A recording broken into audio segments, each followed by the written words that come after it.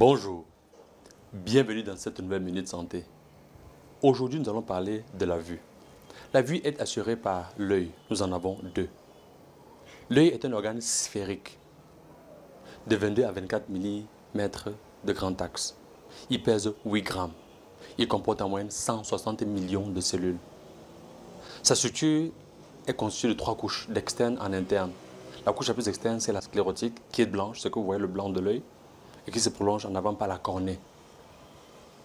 La couche intermédiaire, appelée encore UV, dans sa partie postérieure, s'appelle la choroïde, suivie du corps ciliaire et qui se termine en avant par l'iris, qui est centré par un orifice qu'on appelle la pupille. Et la couche la plus interne, c'est la rétine. De l'extérieur vers l'intérieur, c'est-à-dire d'avant en arrière, vous avez la cornée, vous avez la chambre antérieure, vous avez effectivement la pupille qui est l'orifice de l'iris, vous avez la chambre postérieure, vous avez le cristallin qui est une lentille biconvexe derrière laquelle se trouve l'humeur vitrée et nous avons enfin la rétine. Le processus de vision se fait de la façon suivante. Une information est perçue de l'extérieur et nous arrive à l'œil sous forme de faisceau électromagnétique.